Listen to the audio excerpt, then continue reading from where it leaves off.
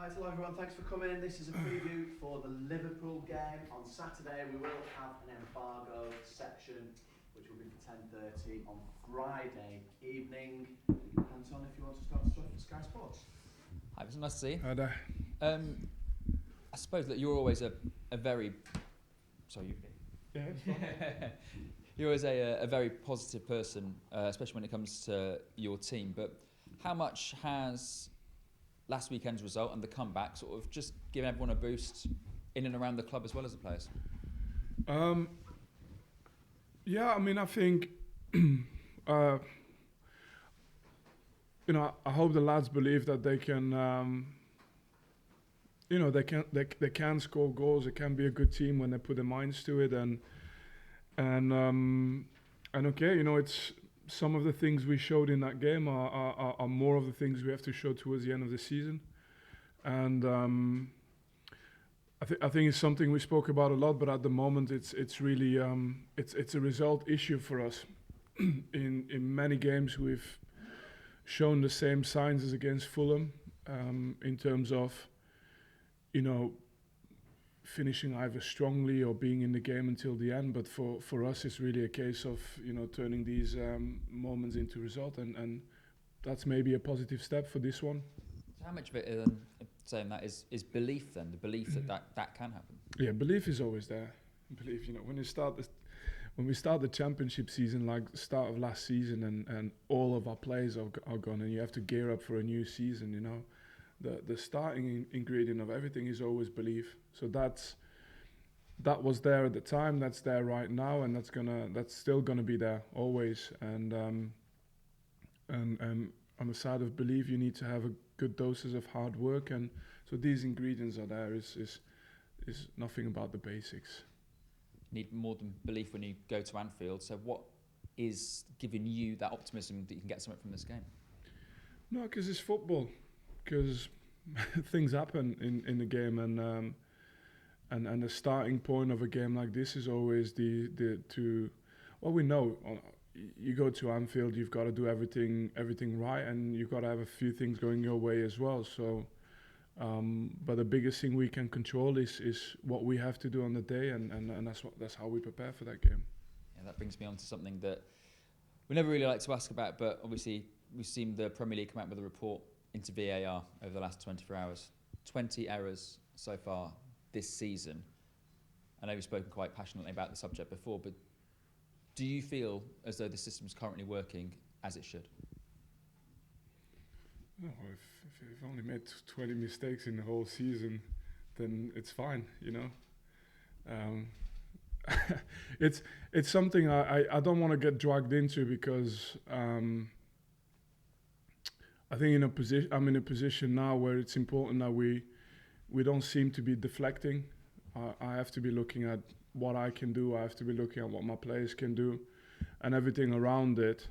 I think if you go back through each and every game, the post-match analysis that we've done, you will see what kind of the trend is in what I've said this season. But to bring it back now, is it's not relevant for me. You said after the Luton game there are no consequences if things aren't right with the VAR decision. So I'm just wondering, what changes, if there are any changes you'd like to see made, that would actually make just the system work better? I don't know. You're asking valid questions, so there's nothing wrong with the questions, but you're asking it to the wrong person at the moment, in terms of I haven't spent a single second of my day thinking about how they should adapt policy towards a VAR. That's I just don't have the time for that. I just hope that they get it right, and I just hope that towards the end of the season it all balances out. And in the end, I mainly don't want to be. There's moments where you can reflect on these things, but I feel when we are where we are, one thing we can't do is deflect or give the impression to deflect, and we have to be responsible for our own destiny, and all these things. Hopefully it balances out. Thank you. Thank you. Vincent, nice to see you again. Hi there. You're a renowned winner, of course. You're used to that situation. You're well through the season now. How difficult has it been for you to embrace a challenge where you're not winning? I get to learn about myself as well, and I like what I see of myself in a difficult situation. You know, you'll start. I think every single job or every single new chapter you start with an idea of how you want to be when you're at your best and how you want to be when you're at your lowest, and but to follow the course when all the emotions kick in and all the forces of the outside world is really difficult, really difficult. And from my side, I know I prefer to win, but in a situation like this, I think, you know, I've not lost a single bit of motivation. I've not lost clarity about the situation. I've not lost the sense of responsibility, but as well belief. So that's why I don't want to deflect. I'm not gonna start saying about the things we should have done. We should have had more, or you know, it's they're against us, these are against us. It's us, and so that side of it, you know, it's not affected me in my happiness of doing the job. But it just focuses you even more, and that's what I'm saying. My days are consumed with how we can get it right, how we can, you know, give that little extra push that tilts us over the top of performances and where we get results. You'll certainly need your focus this weekend. What are your experiences at Anfield, and how can you use them and help maybe your team to embrace the challenge? No, I've learned as well this year that I'll put it this way. So last year, for example, in the Championship, when we were the bigger team, most away games were really there was an edge to it, you know. And it was similar when I was a player for Man City and we used to go to Anfield and all these other places. But I have to be honest, when you're not the biggest, when you're not the favourites and you're travelling away, quite often, you know, it's the other team who has to create the tempo. It's the other team who has to create the momentum. So that's a little bit of a difference that you have between when you're traveling to these places as a top team and when you're traveling to these places as, you know, the team that they have to be, if that makes sense. So I guess in a nutshell, what I guess I want to say is that I've learned that not all my experiences as a player are necessarily valid traveling with Burnley as a manager. It's not always the same. And coach to coach, what about the prospect of taking on Jurgen Klopp on his own patch? It's been one of the privileges of this league, facing all these great managers and, you know, seeing as well the quality of the work and the quality of their players as well, but at the same time being able to measure yourself against that. So it'd be something I'm looking forward to again, for sure. Is it somebody you're familiar with personally? Is he somebody that you've had plenty to do with in the past? No, just from playing against his teams for the past a good chunk of that 20 years he's been a manager for, you know. So it started in Germany already for me because I was in Germany at that time for playing for Hamburg, and who he is as a person has always lived in every team he's coached, and that's something that I've seen for 20 years. Thanks very much. Thank you. Thanks, Ivan. Let's go to Ivan Radio Links. Hi, Vinny. Just on Liverpool, what have you made of their season this year? Obviously, a lot of people talk about the Liverpool 2.0 and the way they've changed their playing personnel, but they're coming into this game off the back of a pretty, you might want to say, damaging defeat at Arsenal for them. Yeah, but in terms of, if I compare the Liverpool teams I played against and the Liverpool team I'm seeing now, for me they're there and thereabouts again. You know, it's clear, and it has nothing to do just with results. It has to do with how the team moves. You know, the confidence they have when they are pressing, when they're on the front foot. The players who are still getting somewhat integrated as well. Some of them, you know, how quickly they've assimilated the ideas of the better Liverpool sides we've seen in recent times, and it's normal. It's part of how you turn a squad around. Is, I guess, you evolve. They've evolved as well a little bit, especially in how they treat possession. But the key ingredients are back from what I can tell, you know. Just with your team, Vinny, now the January transfer window is out the way, do you know your best starting 11? When you have 3 new players in, that's always something that has to play out, you know. But we're at a stage of the season where we're you know, we've got a lot of clarity, of course. Set pieces, obviously, the slight issue this season with the fact you've conceded 10 direct from set pieces. What have you done to kind of change that, if you like? I think it's also a skill. I think we put a lot of time into it. It's not for a lack of ideas or a lack of time on the training ground. But it's also a skill, you know. We've had many chances from set plays actually as well. You know, we're one of the most positive teams in terms of chance creation for set plays. But putting it in the back of the net is a skill, and you know, it's no different than other aspects of our game. The key thing is to keep working towards making that progress. It's the only way we can improve it. How much can your system change during a match? It depends. I mean, you know, at your most creative best, you can change a lot. It depends a little bit on how much of the game you actually. There's what I think, because I want to answer the question properly. You really have to have a good understanding of the level of opposition that face each other. So when you're at equal level, at times that little tactical change will make the whole difference. Or when you're a dominant side, a change in position, a change in a detail that's happening on the pitch will make a big difference. It will open up spaces. When you're facing teams that are at times stronger than you and have got that little bit more on you, it's a fine balance.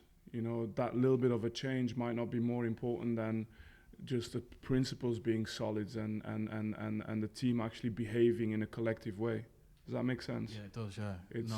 It's a big. I mean, you guys have seen it last year. You know, I could have named you 3 or 4 shapes in one half at times, and that's not a problem. It gives you that little bit of an advantage. That's why probably the top teams of this world, when they play each other, that makes the whole difference. For us, you know, when you're facing players like Haaland and you're facing that quality of players, it's more about your collective and how together you keep yourself in the game. Just finally from me, Vinny, how optimistic do you feel about surviving? The margin for error is narrowing by the game, isn't it? Yeah. So You've given the answer in your question. No, look, I told you, for me it's a discipline to not only show belief, to really believe, and to consistently try and still stay on that path that allows you to, I don't know, maybe have a turn of fortune, because it's been at time nothing more than that. And the reality is easy to picture, but you know, I've been long enough in the game to be a part of exceptional achievements, and at times that's how you have to look at it. You know, the opportunity to have an exceptional achievements, but the magnitude of the challenge, of course, it's clear for everyone to see. So there's no reason for me to go and highlight that even more. Thanks, Vinny. All the best for the weekend. Thank you. Hi, Vinny. Manuel Benson's still here, didn't leave last month. What does he need to do now to get back in your plans, and what would be your message for him? No, like everyone else, I think my message, not just to him but to the entire team, is that I'm only focused on the team now. You know, I think with everyone I've tried to have the individual approach, because I think it's the right thing to do in terms of making sure that you know, everyone has a chance to have clarity about their future. So that's done. We've done that during the transfer window. transfer window is done, and now we only focus on the team. So I think we're at a stage of the season as well where we literally want only one thing, is just winning football matches, and whichever name gets us there, I'll be just as happy, you know. Yeah, the three players that have been injured by Delcroix and Taylor, how are they doing? Any of those likely to be back for this weekend? Yeah, hopefully I'm quite positive on Delcroix and Taylor. We'll see if the final training session goes to plan, but yeah, hopefully it's positive news, but we'll see. And can I just ask about Luca Kogliosho? You did say he might get back at the back end of the season. Is that still on schedule? Is he doing okay? Yes, but with a long-term injury, well, I think he still has a crucial phase to go through, which is, you know, return to pitch. So he's not there yet, so we'll see. Okay. Thanks, Matt. Ian, EA Media. Can I ask, David Fofana, prior to the debut at City, hadn't had any football for about a month. Is he ready to start games? Could we see him start on the weekend? It's a good question. I mean, he had some solid game time in the top 5 league in Europe. So, but to be honest, we'll see those discussions. I kind of don't want to start them too early in the week. I want them to get through the week and do what they have to do, and then tomorrow afternoon it's something I will think about further. Spoken about facing Liverpool in the past.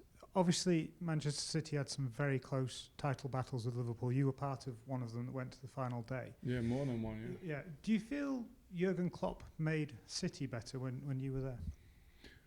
Yeah, you have to. That's what happened in these type of title battles. It's, you know, when you've got three months left to the season and you know you have to win your next 15 games or whatever, that you know, it means you treat wins differently. You know, wins are just like one step, because you know you've got 14 more games to win, you've got 13 more games to win, and it seemed to be that way for a number of years. And good, that was my playing days. I'm a manager now, so I have a different focus, of course, but definitely it gets the best out of you. One other thing I wanted to ask. Obviously, we know now that Jurgen will be leaving at the end of the season. You were in that situation when Manuel Pellegrini was going to be leaving. What impact does that have in a dressing room? I don't know. It's not happened once to me. It's happened a couple of times when I was a player. It's different everywhere, and it's difficult to say.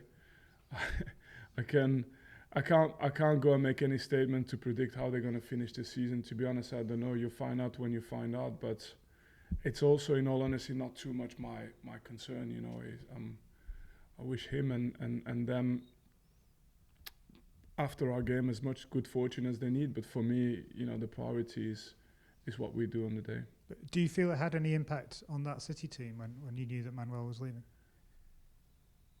I don't know, but we knew that the replacement was Pep, you know, so it's not like I can't say that all of a sudden you go and think like, we can chill now. He can't say anything anymore. No, it's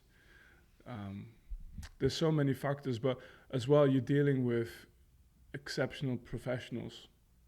You know, you get to a level where some players should be able to police themselves, police the dressing room, like it'd be players set standards for themselves.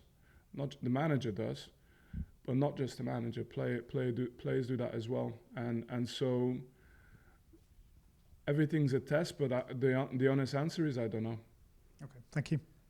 Joe, do you want to say anything before we go to the embargo?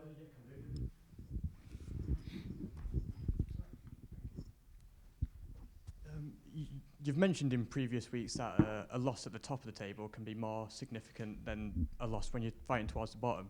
Would you say for that reason then that it's maybe beneficial to be playing Liverpool a week after they've just lost? Yeah. Do you know what? Let's frame the thing different. Let's say 2 wins at the top of the table have less impact than 2 wins at the bottom of the table. So we frame it positively. We don't devalue the meaning of a loss. A loss is rubbish. It's not nice, but I don't know. They always say big teams never lose twice in a row. So these guys are there for a reason. But I can't be dragging too much context into it. Like I'm focused on my team. I know it's a big challenge. They've got a team at home that's always able to perform to the highest level, and I don't want to drag much more into it. It's a game where everything has to be perfect anyway for us.